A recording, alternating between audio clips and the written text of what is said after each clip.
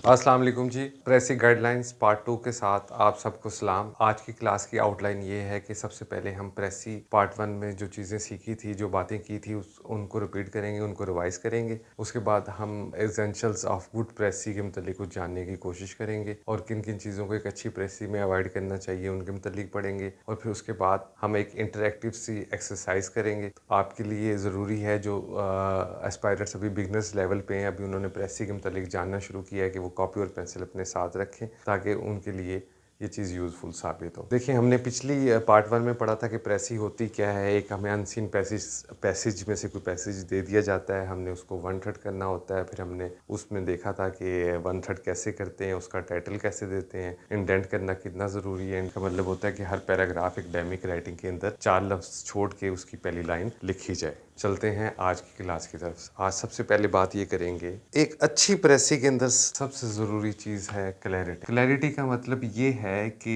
Reader आपकी जब प्रेसी पढ़े तो उसको किसी किस्म की इनकन्वीनियंस, किसी किस्म की ज़हमत ना हो। वो पढ़ता जाए और फिर समझ आती रहे कि कैंडिडेट कहना क्या चाहता है, कैंडिडेट ने क्या किया। कैंडिडेट ने एक्चुअली एक फॉरेन लैंग्वेज में अनसीन पैसेज को शॉर्ट किया है, समराइज किया है, उसकी प्रेसी बनाई है और उसकी प्रेसी बना के लिखी है। रीडर यानी पेपर चेकर जिस वक्त वो पढ़ेगा तो उसको इवेल्युएट ऐसे करेगा कि उसमें सबसे पहली जो चीज़ उसे अपील करेगी वो क्लैरिटी होगी। और क्लैरिटी तब होगी जिस वक्त रीडर एक गो में, एक फ्लो में पढ़ता जाएगा और माने उसके जहन में मीनिंग उतरता जाएगा कि कैंडिडेट कहना क्या चाहता है। दूसरी खूबी है जी कंसाइज।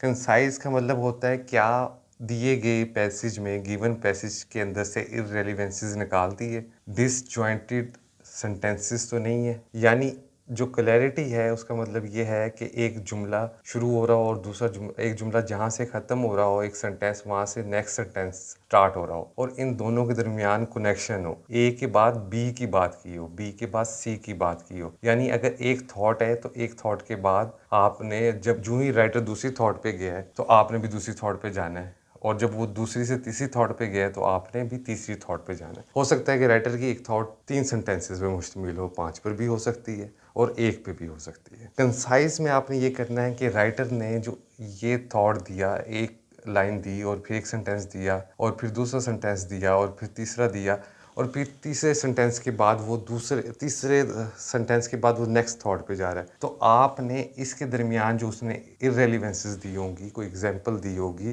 कोई मुश्किल फ्रेज इस्तेमाल किया होगा, उसको आपने सिंपल करके शॉर्ट करके लिखना है। आगे चलते हैं जी। इसके नतीजे में इन दोनों पॉइंट्स का ख्याल रखने के बाद जो चीज़ बनेगी वो बनेगी continuous and compact piece of pros.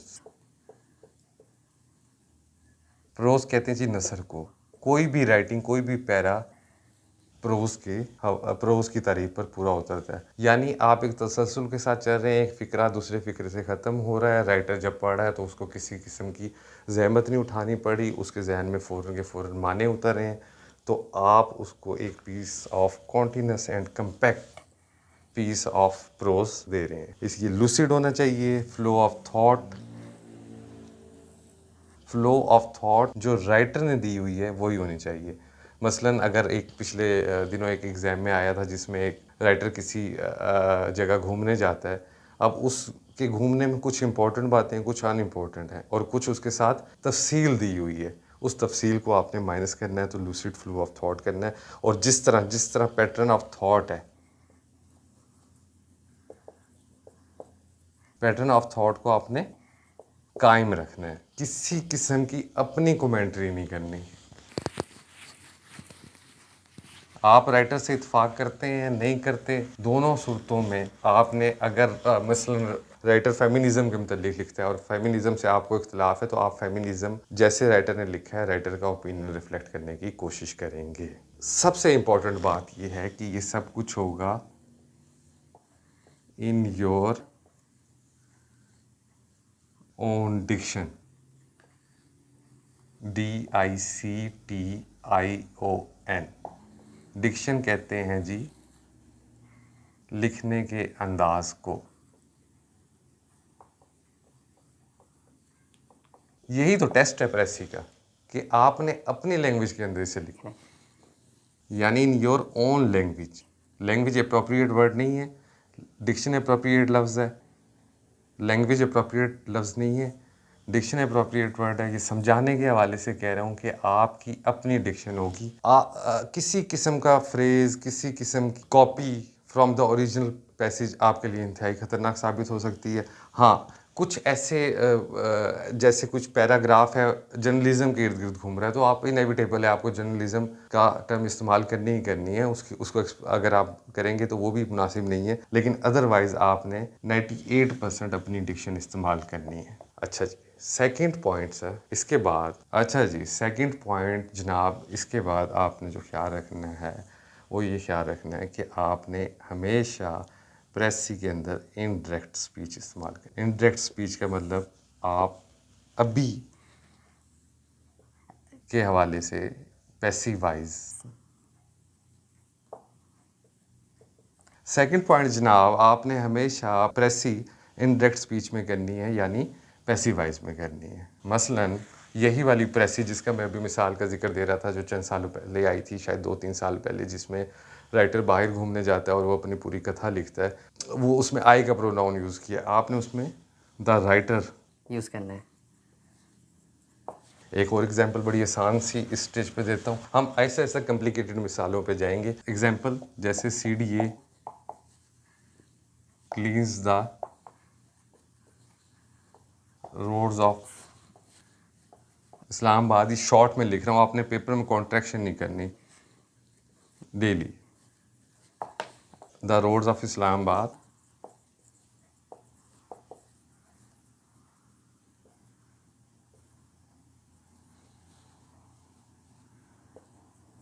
Are cleaned regularly daily. तो आपने ये वाला स्टाइल इस्तेमाल करना है।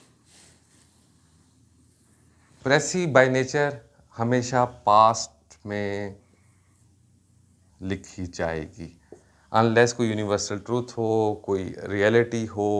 जिस तरह हम टेंसेस में करते हैं वही रूल इस पे अप्लाई होगा, अदरवाइज ये हमेशा पास्ट टेंस में आएगी। देखिए एस्पायरेंट्स, मैं अपने स्टूडेंट्स को बच्चा नहीं कहता, क्योंकि मेरे स्टूडेंट्स 15, 16, 17 साल से बड़े होते हैं और CSS की मिनिमम जो एज है वो 21 है। आप बच्चे नहीं हैं, आपको बाशऊर होना चाहिए, आप मर्द व ख़वातीन हैं।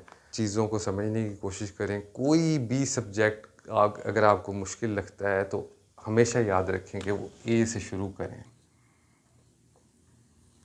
और जहाँ तक प्रेजेंट कंपोजिशन का ताल्लुक है, तो ये तो सब्जेक्ट है ही नहीं, ये तो एक स्किल है, एक हुनर है जिसको कोई भी सीख सकता है। इसके लिए कोई डिग्री की ज़रूरत नहीं। तो इसको भी स्टार्ट करने का तरीका यही होगा कि आप उसे बिल्कुल इनिशियल स्टेज से स्टार्ट करेंगे तो आपके लिए बहुत ज़्यादा बेहतर रहेगा और आपके लिए चीज़ आहिस्ता आहिस्ता आसान हो जाएगी। अब हम प्रेसी की कुछ डिस्कशन करते हैं। सबसे पहला पॉइंट है जी कि there is no royal road to make a precis because it is a intellectual practice. ये आपकी ज़हनी मुशक्क़त का नाम है, किसी किस्म की कोई ऐसा शॉर्टकट नहीं है। बिगनर्स लेवल के जो लोग हैं उनके लिए ज़रूरी है कि वो कम से कम 100 प्रेसेस करें। मैं अपने स्टूडेंट्स को हमेशा 100 प्रेसेस कराता हूँ। उसकी वजह क्या है? देखें, प्रेसी क्योंकि एक इंटेलेक्चुअल एक्सरसाइज है, ये एक्सरसाइज करने के बाद आपका राइटिंग स्टाइल बिल्कुल चेंज हो जाता है। आपको खुद मालूम होगा, आपकी राइटिंग स्टाइल में इम्पैक्ट आ जाता है, आपकी रीडिंग बहुत अच्छी हो जाती है। और अगर आप सिविल सर्वेंट बनने के ख्वाहिशमंद हैं तो आप कल को अल्लाह आपको कामयाब करे, अब बड़े अच्छे ओहदों पर विराजमान होंगे, तो सारी उम्र आपने प्रेसी राइटिंग ही करनी है। आप चीफ सेक्रेटरी हैं, आपने समरी फॉर प्राइम मिनिस्टर बनानी है, फेडरल सेक्रेटरी हैं, तब आपने समरीज हाई फोरम्स के लिए बनानी है। और आप इस वक्त भी अगर प्रेसी राइटिंग की प्रैक्टिस करते हैं तो आपने तमाम पेपर देने हैं जो कि अंग्रेज़ी ज़ुबान में है। तो आप प्रेसी राइटिंग के ज़रिए फॉर्मल राइटिंग सीखते हैं, आपने प्रेसी राइटिंग के ज़रिए सीरियस टोन सीखते हैं, आप प्रेसी राइटिंग के ज़रिए एकेडमिक राइटिंग सीखते हैं। इसके बहुत से बेनिफिट हैं और आप अगर इसकी दिल से प्रैक्टिस करेंगे तो उन बेनिफिट का फ़ायदा उठाएंगे। सेकंड बात, ये जो 100 प्रेसी है, ये मेरे नोट्स हैं, मैंने कोई इंटेलेक्चुअल काम नहीं किया, ये कंपाइलेशन है। कंपाइलेशन का मतलब ये है कि मैंने 100 पैसेज फॉर्म्स ऑफ राइटिंग से इकट्ठे किए हैं, जिसमें जर्नलिज्म भी है, जिसमें फ़िलासफ़ी भी है। अगर आप फ़िलासफ़ी से कोई पैसेज आ जाए तो इंतहाई आसान होगा वो, उसमें कोई मुश्किल लफ्ज़ इस्तेमाल नहीं होगा, आपको कंप्रीहेंशन की परेशानी नहीं होगी, उसको अंडरस्टैंड कर लेंगे आप। लेकिन उसके बावजूद ऐसे राउंड अबाउट एक्सप्रेशन दे होंगे या ऐसा कॉम्प्लिकेटेड सब्जेक्ट है फ़िलॉसफ़ी कि आपको उसके अंदर से माने निकालना बड़ा मुश्किल होगा। लिटरेचर से आ सकता है, कोई स्पीच आ सकती है। अमूमन स्पीच कैंडिडेट प्रैक्टिस नहीं करते और बड़ी अच्छे कैंडिडेट जब स्पीच आ जाए या इस तरह का कुछ आ जाए, डायलॉग आ जाए, तो वो करने में नाकाम रहते हैं। इस 100 प्रेसी के अंदर मैंने सब कुछ इकट्ठा किया हुआ है। ये आप बिला मुआवजा फ्री ऑफ कॉस्ट व्हाट्सएप करके मुझसे मंगवा सकते हैं। बिगनर लेवल का स्टूडेंट जो अंग्रेज़ी सीखना चाह रहा है, अंग्रेज़ी लिखना चाह रहा है और CSS पास करना चाह रहा है, उसके लिए ज़रूरी है कि 100 प्रेसी की प्रैक्टिस करें। आप व्हाट्सएप करके ये मुझसे मंगवा लीजिएगा। आपने ये ज़रूर कोशिश करनी है कि आप ये करें। अगर आपको ये कन्फ्यूजन है कि आप बिगिनर लेवल पे हैं या मीडियम पे या एडवांस पे या आपने कितना आपको अंग्रेज़ी ज़ुबान पे गिरफ्त है, तो असेसमेंट टेस्ट भी आप व्हाट्सएप करके मंगवा सकते हैं और वो आपको इवैल्यूएशन और असेसमेंट मैं आपको करके दे सकता हूँ। उसके हवाले से परेशान ना होइएगा, उसका भी किसी किस्म का कोई मुआवजा या उजरत नहीं है। आगे चलते हैं जी। हमने पढ़ा कि there is no royal road to make a precis, intellectual practice है और ये आप इंटेलेक्चुअल प्रैक्टिस है और आपको एक अच्छा राइटर बनाने के अंदर बड़ी मदद करती है। अब हमने प्रेसी की जब प्रैक्टिस करनी है तो आपने ये ख्याल रखना है कि हमने एम्फिसाइज नहीं करना रॉन्ग पॉइंट्स को। जैसे एक इसकी अच्छी सी मिसाल मैं आपको ये दे सकता हूँ कि मैं बाज़ार गया, बाज़ार से मुझे सौदा सल्फ लाना था और कुछ अशिया की कीमत दरियाफ़्त करनी थी, यानी जाननी थी। अब मैं अगर आपको ये स्टोरी सुनाऊँ कि मैं बाज़ार गया और बाज़ार के रास्ते में एक मेला लगा हुआ था, उस मेले के ठेले के पास मैं रुक गया और मैं उसकी सारी कथा सुनाने के बाद आपको निरखों की और अफरात ज़र की इन्फ्लेशन की बात करूँ। अगर आपको इसको प्रेसी करनी होगी तो आप क्या करोगे, आप सिर्फ मेरा बाज़ार जाना आम सादा फ़्लो के साथ लिखोगे और चीज़ों के निरख लिखोगे। हाँ, और जो मैंने दरमियान में वाक़या बयान किया, अगर वो वाक़या बहुत ज़्यादा ज़रूरी है और एज़ ए होल आपको लग रहा है, क्योंकि आपने पैच वर्क नहीं करना, फ़्लो में लिखना है। अच्छी प्रेसिंग के अंदर पैच वर्क नहीं होता सर। तो आपने इसे फ़्लो में लिखना है और आप उस वाक़े के अंदर से वो बातें निकाल दोगे। नेक्स्ट चलते हैं जी। आप प्रेसी के अंदर चाहे गिवन के अंदर ऐसा कुछ दिया भी हो, कोलोकियल एंड रिटोरिकल एक्सप्रेशन इस्तेमाल नहीं करने। कोलोकियल कहते हैं जो आम बोलचाल के अल्फाज होते हैं, मसलन किक द बकेट,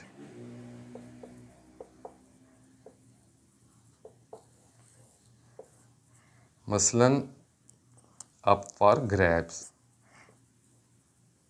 जैसे उर्दू में जिगर, तू तराक की गुफ्तगू वाली बातें या मज़ा या कोई ऐसे किस्से, ऐसी किसी किस्म की कोई चीज़ नहीं डालनी। सेकंड जी, रिटोरिकल एक्सप्रेशन।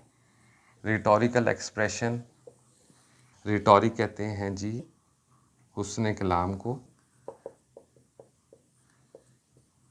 सिफ़त मुबालगा को, जिसमें बात बढ़ा चढ़ा के पेश की जाती है, जिसमें फ्लोरी लैंग्वेज इस्तेमाल की जाती है, जिसमें बड़े बड़े लफ्ज़ इस्तेमाल किए जाते हैं, बड़ी बड़ी मिसालें दी जाती हैं कि वो तो चाँद की तरह खूबसूरत है और वो मेरा महबूब ये है और मेरा महबूब वो है।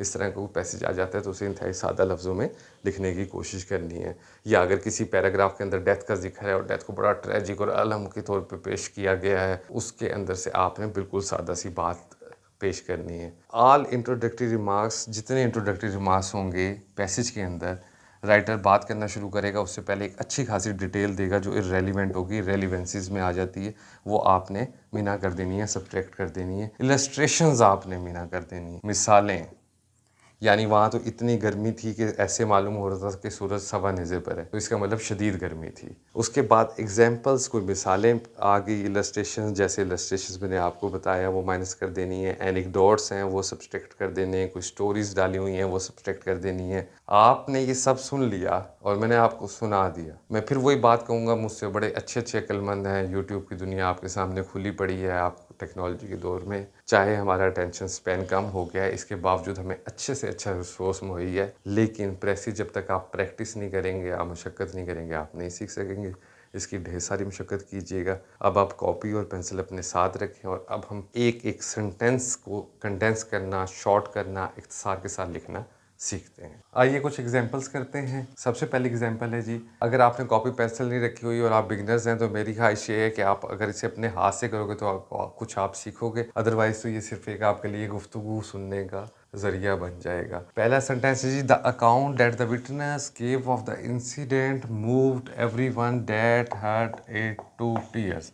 द अकाउंट, अकाउंट कहते हैं कहानी को, किस्से को। अकाउंटिंग के अंदर जब भी लफ्ज़ इस्तेमाल होता है तो खाता जैसा कि बैंक अकाउंट, लेकिन इंग्लिश में द अकाउंट का मतलब इनफॉर्मल सा है थोड़ा, किस्सा कहानी। That the witness gave of the incident moved everyone that heard it to tears, कि जो किस्सा विटनेस ने सुनाया, किसी विटनेस ने कोई इंसिडेंट देखा और जब उसने सुनाया तो हर कोई मूव, एवरीवन से मुराद है कि दुख में मुब्तला हो गया जिसने भी सुना, और उसकी आंखों में आंसू आ गए। अब इसको आपने शॉर्ट करना है। देखें ये फ्रेज़, आप इस पर that heard it to tears कुछ आपको एक्स्ट्रा लग रहा होगा। The account that the witness, इसके अंदर भी कुछ हम चेंज ला सकते हैं और अपने लफ्ज़ों में लेके आनी है। हमने इसे शॉर्ट करना है। इसे शॉर्ट कैसे करना है, अब यूं देखिएगा,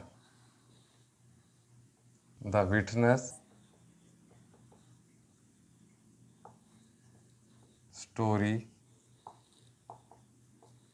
वॉज वेरी मूविंग, यानी जो विटनेस की स्टोरी है वो बड़ी हिला देने वाली है। यहाँ पे कितने लफ्ज़ इस्तेमाल हुए और वहाँ पे कितने लफ्ज़ इस्तेमाल हुए। क्लैरिटी देखें, इसमें नो डाउट ये खूबसूरत जुमला है, लेकिन ये स्टाइल प्रेसी का नहीं है। ये स्टाइल किसी स्टोरी का होगा, किसी और फॉर्म ऑफ राइटिंग का होगा, लेकिन ये style the witness story was very moving. आपको या रीडर को या पेपर चेकर को इसके माने मीनिंग ढूंढने में इंतहाई आसानी के साथ उसने इसका मीनिंग ढूंढ लिया, जो अभी अपने एग्जाम्पल्स देखे थे। क्लैरिटी भी है और सिंपल भी है। सेकंड हम जुमला देखते हैं जी, his courage in the battle might comma without exaggeration, EXAGGERATION, exaggeration को कहते हैं हम मुबालगा।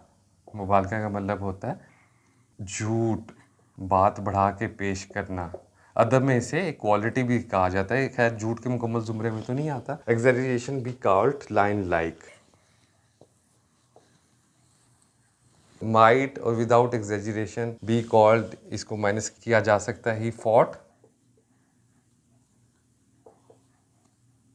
Like line, like a line, क्योंकि लाइन लाइक पे बड़ा वो एम्फसिस है तो इसको माइनस नहीं कर सकते। थर्ड सेंटेंस देख सकते हैं, they acted in a manner that rendered them liable to prosecution. उन्होंने ऐसे एक्ट किया, इन मैनर्स में, इन हालात में किया कि जो उन्हें लायबल बना सकते हैं प्रोसिक्यूशन के, यानी they acted in illegal manners. Next sentence देखते हैं जी, he got up and made a speech on the spur of the movement. Idiom है। On the spur of movement का मतलब होता है आन की आन में, फ़ौरन के फ़ौरन। वो उठा और उसने on the spur of movement में एक स्पीच कर दी। तो आप इसे ऐसे भी लिख सकते हो, ही स्पोक ऑफ हैंड। ज़्यादा सिंपल, ज़्यादा क्लियर। आप इसे ऐसे भी कर सकते हो, ही डिलीवर्ड, मेड क्योंकि इस्तेमाल हो चुका है। एक्सटेम्परी, एक्सटेम्परी का मतलब होता है फिलबदी स्पीच, लेकिन पहले वाला ज़्यादा बेहतर है। जितना ज़्यादा आप आसान और क्लियर होंगे उतना ज़्यादा आप आसानी से अपने मतम नज़र अपना ख्याल प्रेसी के अंदर समो सकते हो। फिफ्थ जुमला है जी, he was hard up for money, उसको पैसों की ज़रूरत थी, and was being pressed by his creditor. अच्छा जुमला, स्ट्रक्चर अच्छा है, लेकिन प्रेसी का नहीं है। प्रेसी का स्ट्रक्चर क्या बनेगा, प्रेसी का एक्सप्रेशन क्या बनेगा जी, प्रेसी का एक्सप्रेशन बनेगा, he was in financial difficulties. He was in financial difficulties, जहाँ सेंटेंस था he was hard up for money and was being pressed by his creditors, इसका सिंपल हो जाएगा, he was in financial difficulties. Constraints भी लिख सकते हैं, लेकिन फिर ज़्यादा से ज़्यादा आपने सिंप्लिसिटी को ध्यान में रखना है। आज हमने 5 एग्जांपल्स की, 5 इसी तरह की मज़ीद एग्जांपल्स करेंगे और 5 थोड़ी सी कॉम्प्लिकेटेड एग्जांपल्स करेंगे अगले पार्ट के अंदर। अपना ढेर सारा ख्याल रखिएगा, मन करे तो सब्सक्राइब कर लीजिएगा। ये आप क्योंकि उस उम्र के हिस्से में हो जो बड़ी क्रिटिकल होती है। ज़िंदगी तो हमेशा मुश्किल से मुश्किल तर होती जाएगी, लेकिन ये वक्त ऐसे हाथ से निकल जाता है जैसे मुट्ठी से रेत। अपना ख्याल रखिएगा। अल्लाह।